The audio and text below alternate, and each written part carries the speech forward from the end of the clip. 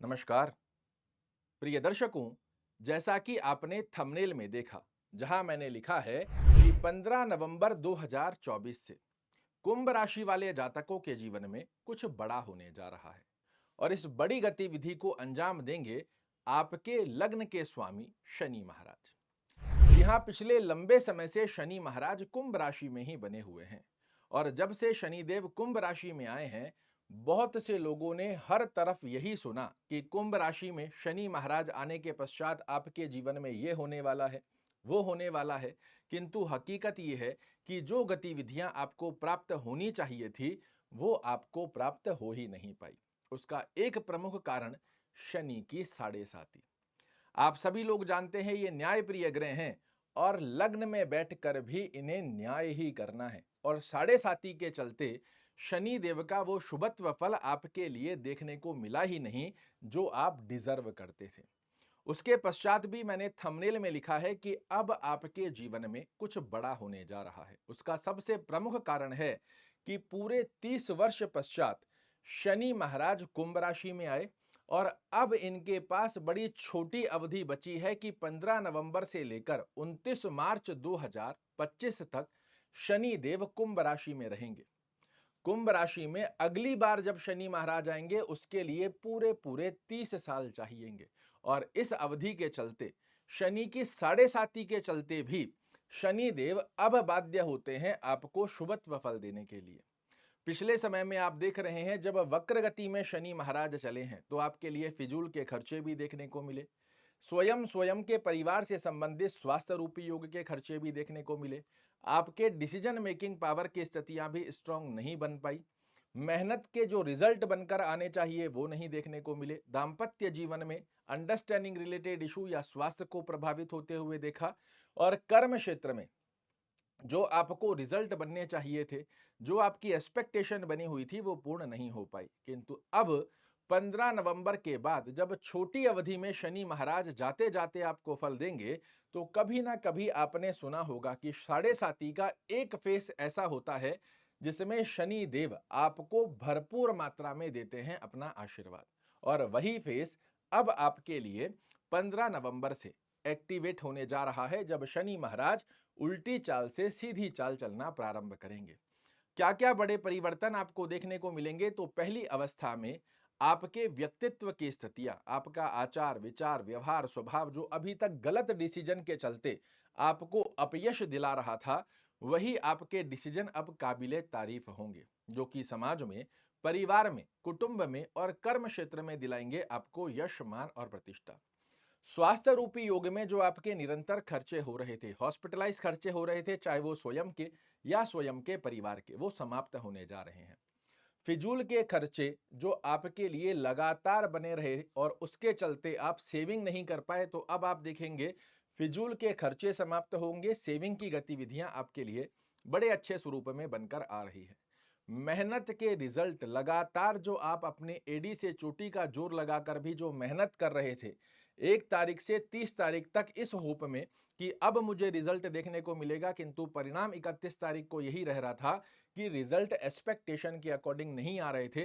अब देखिएगा आपकी मेहनत के परिपूर्णता से मिलेंगे आपको परिणाम। दाम्पत्य जीवन में मधुर संबंध की स्थितियां देखने को मिलेंगी। इसी के साथ में आप देखेंगे पार्टनरशिप में आपको अच्छे लाभ देखने को मिल रहे हैं। दैनिक रोजगार में वृद्धि कारक अवस्था का योग देखने को मिलेगा और सबसे महत्वपूर्ण गतिविधि, हर व्यक्ति को कर्म क्षेत्र बड़ा ही महत्वपूर्ण होता है। अगर कर्म क्षेत्र आपके पक्ष में चल रहा है तो सभी चीजों को एक बार आप बैलेंस कर लेते हैं, जिसे आपने पिछले समय में अपने पक्ष में आता हुआ नहीं देखा है। किंतु अब चाहे आप जॉब कर रहे हैं, चाहे व्यवसाय कर रहे हैं, दोनों ही गतिविधियां परिपूर्णता से आपके लिए कार्य करती हुई दिखाई देगी। अगर जॉब कर रहे हैं, कोई प्रमोशन ड्यू है, वो आपके पक्ष में आएगा। बॉस कलीग लेग पुलिंग कर रहे थे, एप्रिसिएशंस की स्थितियों में कमी देखने को मिल रही थी, वो आपके पक्ष में आएगी। नई जॉब सर्च कर रहे हैं, वो आपके लिए पक्ष में आएगा। कोई ट्रांसफर चाह रहे हैं, उसकी स्थिति आपके पक्ष में लाकर खड़ी कर देंगे। व्यापारिक गतिविधियों में आपको देखने को मिलेंगे श्रेष्ठ परिणाम। बेहद सुंदर अवस्था में 15 नवंबर से 29 मार्च 2025 की गतिविधि में जाता शनि आपको देकर जाएगा बहुत बड़ा उपहार। अब प्रश्न उठता है कि क्या सभी लोगों के लिए एक समान फल शनि महाराज का रहेगा? तो शास्त्र कहता है नहीं। उसका सबसे प्रमुख कारण है कि जिस ग्रह का आप फलादेश सुन रहे हैं वो आपकी कुंडली में एक अच्छे भाव में होना अति आवश्यक है। ध्यान से समझिए, जो स्थिति मैं आपको साइड में कुंडली में दिखा रहा हूं, इसे आप समझ लेंगे तो आपको पता पड़ेगा कि शनि महाराज आपको अच्छे फल देने वाले हैं या नहीं देंगे। आपके लग्न से शनि देव छठवें घर में, आठवें घर में और 12वें घर में नहीं होने चाहिए। फिर से सोचिएगा, ध्यान से सुनिए। आपकी लग्न कुंडली आप खोल लीजिए, उसमें चेक कीजिए, जो गतिविधि मैं आपको कुंडली में दिखा रहा हूं, लग्न से छठवां घर, लग्न से काउंट कीजिएगा, छठवां घर, आठवां घर और 12वें घर में शनि महाराज नहीं होने चाहिए।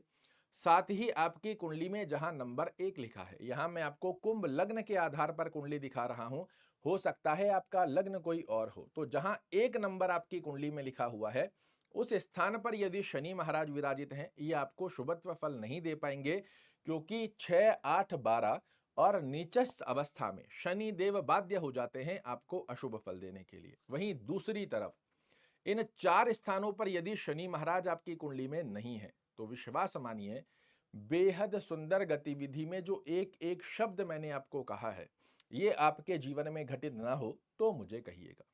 अब क्या उपाय करने चाहिए ताकि शनि महाराज जाति गतिविधि में आपको देकर जाए परिपूर्णता से आशीर्वाद? देखिए, एक तरफ तो आपके ऊपर शनि की साढ़े साती चल रही है। शनि की साढ़े साती के प्रावधान में वैसे ही आपके लिए आवश्यक हो जाता है कि आप शनि की आराधना करें। अब इनका आशीर्वाद भी आपको प्राप्त करना है, तो क्या विशेष करना चाहिए? शनि का जाप निरंतर कीजिए। ओम शन शनैश्चराय नमः की एक माला नियमित रूप से कीजिए। शनि चालीसा का पाठ करना या सुनना, दोनों में से जो भी संभवत स्थिति बनती है, इसे फॉलो कीजिए। यह बेहद सुंदर अवस्था में लाभ देगी। आपके ऊपर शनि की साढ़े साती के प्रभाव में शनिवार के दिन कुछ ना कुछ तेल में तली हुई वस्तु, जैसे कोई कचौड़ी, समोसा, पकौड़ी, ऐसा कुछ भी आपने मार्केट से ही ले लिया और किसी गरीब व्यक्ति को देते हैं, ये आपके लिए अच्छा लाभ देगा। अब आपको जो विशेष प्रावधान करना है उसे समझिएगा। यदि शनि देव आपके लग्न से छठवें, आठवें, 12वें घर और नीचस्थ अवस्था में नहीं है, तो आप शनिवार के दिन ब्लैक और ब्लू का यूज जरूर से कीजिए। साथ ही यदि एक अच्छे भाव में शनि महाराज बने हुए हैं, आप नीलम या नीलम का सब्स्टिट्यूट काका नीली भी धारण कर सकते हैं, किंतु मेरी सलाह रहेगी, स्टोन धारण करने से पहले आप किसी अच्छे विद्वान से अपनी कुंडली का एनालिसिस करवाइए। शनि महाराज की स्थिति को समझिए कि आपकी कुंडली में शनि की अवस्था क्या बनी हुई है, उसके पश्चात आप ये प्रयोजन कीजिएगा। वहीं दूसरी तरफ यदि शनि देव आपकी कुंडली में लग्न से छठवें, आठवें, 12वें या नीचस्थ अवस्था में बने हुए हैं, कोई चाहे जितना कहे, गलती से भी नीलम मत पहन लीजिएगा, अन्यथा बेहद नकारात्मक दृष्टिकोण के योग आपको देखने को मिलेंगे।